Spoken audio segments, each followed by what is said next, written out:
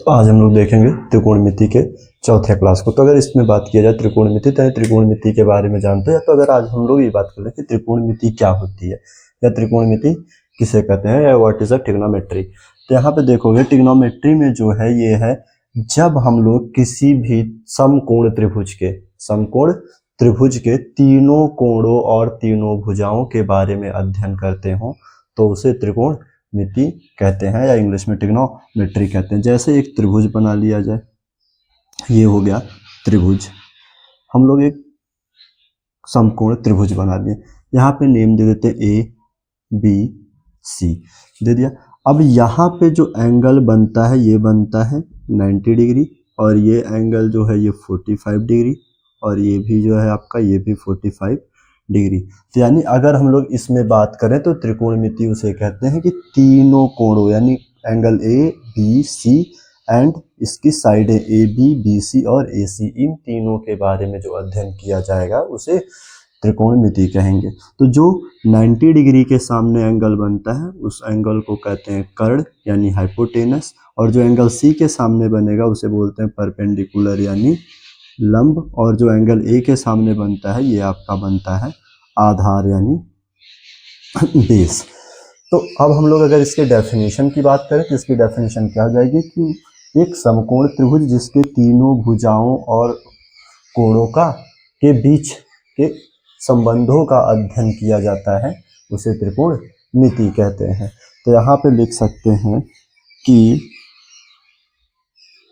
जो त्रिभुज यहाँ पे लिखोगे समकोण त्रिभुज,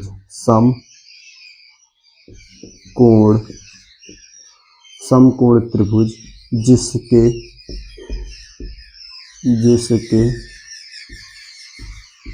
तीनों कोणों और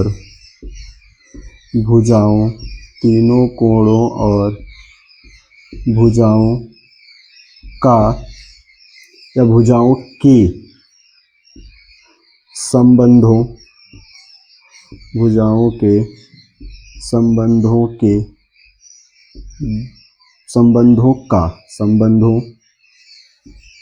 का अध्ययन किया जाता है,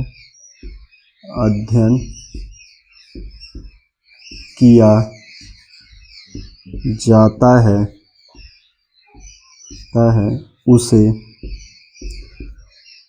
त्रिकोणमिति कहते हैं, उसे त्रिकोणमिति कहते हैं। ये तो उसके डेफिनेशन की बात हो गई जहाँ पे हम लोग किसी समकोण त्रिभुज के तीनों कोणों और भुजाओं के बीच के संबंध का अध्ययन करते हैं उसे त्रिकोणमिति कहते हैं। और यह जो है यह समकोण पर आधारित होता है। यह क्या लिखोगे, समकोण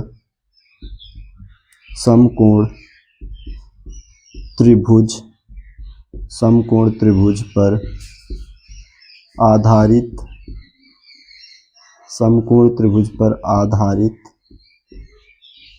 होता है, समकोण त्रिभुज पर आधारित होता है। तो यहीं से हम लोग, हालांकि इसके पिछले क्लास में भी हमने इसके सारे फॉर्मूले को लिखवा दिया था, लेकिन एक बार अगर फिर से देखना चाहें तो देख लें। तो यहाँ से 6 साइन मिल जाती है, उन साइन को बोलते हैं sine theta, cos theta, tan theta. Sine का फॉर्मूला होता है लंब बटे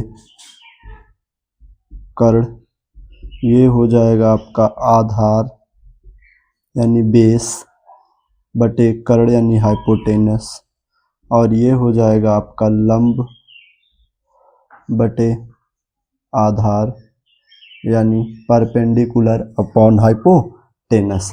तो साइन का उल्टा यहाँ पे अगर आप देखोगे तो होता है कॉसेक का यानी कर्ण ऊपर चला जाएगा आपका और लंब हो जाएगा नीचे यानी कर्ण बटे लंब, और कॉस का होता है सेक यानी कर्ण यहाँ पे भी ऊपर चला गया और आधार आपका नीचे हो जाएगा यानी हाइपोटेनस अपॉन बेस, और tan का होता है cot, तो यहाँ पे आधार को ऊपर करेंगे यानी आधार बटे लंब, यानी बेस अपॉन, फॉर्मूले को कर लेते हैं तो जो बाकी फॉर्मूले जाएंगे वो होता है sine theta 1 upon cos theta, cos theta is equal to 1 upon, sorry ये कॉस में कॉसेक रहेगा, ये हो जाएगा 1 अपॉन कॉसेक थीटा, ये हो जाएगा आपका 1 अपॉन सेक थीटा। आगे tan का होता है tan theta is equal to 1 upon cot theta, और कॉट थीटा का करेंगे तो एक बार ठीक tan का और फॉर्मूला है उसको भी इसी लगे लिख लो, tan theta is equal to sine theta upon cos theta, cot का हो जाएगा cot theta is equal to 1 upon tan theta, cot का एक और फॉर्मूला है उसको कर लेते हैं, ये हो जाएगा cot theta is equal to cos theta upon sine theta, फिर sec theta is equal to 1 upon cos theta, और cosec theta is equal to 1 upon sine theta. ये फॉर्मूले हो गए, और यहाँ से फॉर्मूला लिखेंगे तो वो हो जाएगा पाइथागोरस का थ्योरम, पाइथागोरस प्रमेय। इस प्रमेय को आप लोगों को ऑलरेडी भी पहले वाली क्लास में करवा दिया है, तो वो प्रमेय हो जाएगा कर्ण का स्क्वायर इज इक्वल टू लंब का स्क्वायर प्लस आधार का स्क्वायर, यानी हाइपोटेनस का स्क्वायर, परपेंडिकुलर का स्क्वायर और बेस का स्क्वायर। और यहीं से एक फॉर्मूला निकल जाए है sine square theta plus cos square theta is equal to 1। तो अगर हम लोग साइन स्क्वायर थीटा की वैल्यू यानी फॉर्मूला निकालेंगे तो हो जाएगा 1 माइनस कॉस स्क्वायर थीटा, क्योंकि 1 तो इधर है ही, ये जो प्लस में इसको जब इज इक्वल टू के दूसरी साइड लेके जाएंगे तो ये माइनस में हो जाएगा, और दूसरे में इसको सिर्फ sine theta is equal to निकालें तो इधर से स्क्वायर हटेगा तो इधर लग जाएगा under root 1 minus cos square theta. उसी तरह से अगर कॉस स्क्वायर थीटा की बात की जाए तो ये हो जाएगा is equal to 1 minus sine square theta, ये साइन जो इस साइड लेफ्ट हैंड में है जब इज इक्वल टू के राइट हैंड में जाएगा तो माइनस में हो जाएगा, ये हो गया cos theta is equal to under root 1 minus sine square theta, ये हो गया। अब अगले फॉर्मूले को देखते हैं, वो होता है sec square theta minus tan square theta is equal to 1। अगर यहाँ से हमें सेक स्क्वायर थीटा की का फॉर्मूला चाहिए तो हो जाएगा 1, और ये जो इधर माइनस में इस साइड आके हो जाएगा प्लस में टेन स्क्वायर थीटा, और यहाँ पे है sec theta is equal to निकाल देंगे तो ये हो जाएगा 1 प्लस टेन स्क्वायर थीटा, ये हो गया। और इसके एक फॉर्मूले हैं उसको भी सी लगे लिख लेते हैं, वो फॉर्मूला आपका हो जाएगा cosec square theta minus cot square theta is equal to 1, इसकी भी वैल्यू होती है। तो अगर हम लोग इसको निकालेंगे कॉसेक थीटा की वैल्यू तो ये हो जाएगा आपका कॉसेक थीटा का, तो हो जाएगा cosec square theta is equal to 1, ये इधर प्लस में इस साइड जाके हो जाएगा माइनस में, तो इस साइड हो जाएगा प्लस में, और यहाँ से सिर्फ कॉसेक थीटा का वैल्यू फाइंड करोगे तो फॉर्मूला ये हो जाएगा 1 प्लस कॉट स्क्वायर थीटा। और अगर यहीं पे हमें इसका निकालना हुआ कॉट का तो ये हो जाएगा cot square theta is equal to cosec square theta minus 1, और कॉट थीटा का निकालेंगे तो ये हो जाएगा under root cosec square theta minus 1। तो ये फॉर्मूले हैं। अब इन फॉर्मूलों पे बेस्ड हम लोग क्वेश्चन को सॉल्व करेंगे। तो जो रेशियो बेस्ड क्वेश्चन था वो तो हम लोग पहले ही सॉल्व कर लिए थे, अब कुछ क्वेश्चन जो फॉर्मूले पे आधारित है, फार्मूले पे बेस्ड है, उन क्वेश्चन को सॉल्व करेंगे। tan की जो दिया गया इस पे आपको tan theta is equal to 3/4 है, तो आपको sin थीटा और एंड cos थीटा की वैल्यू को फाइंड करना है। यहाँ पे tan थीटा की वैल्यू 3/4 दी गई है और इसका फॉर्मूला होता है आपको लंब अपॉन आधार, यानी परपेंडिकुलर अपॉन बेस। तो हम लोग पाइथागोरस थ्योरम यूज करेंगे, जो हो जाता है कर्ण का स्क्वायर लंब का स्क्वायर प्लस आधार का स्क्वायर। तो हाइपोटेनस फाइंड करनी है, यानी h का स्क्वायर p का स्क्वायर प्लस b का स्क्वायर हो जाएगा। तो ये तो हमारा ऐसे हो जाएगा। लंब की वैल्यू यानी परपेंडिकुलर की वैल्यू है 3 और बेस की वैल्यू है 4। तो ये हो जाएगा आपका कर्ण का स्क्वायर, 3 की वैल्यू स्क्वायर 9, 4 का 16। तो इन दोनों को ऐड करोगे तो ये आ जाएगा 24।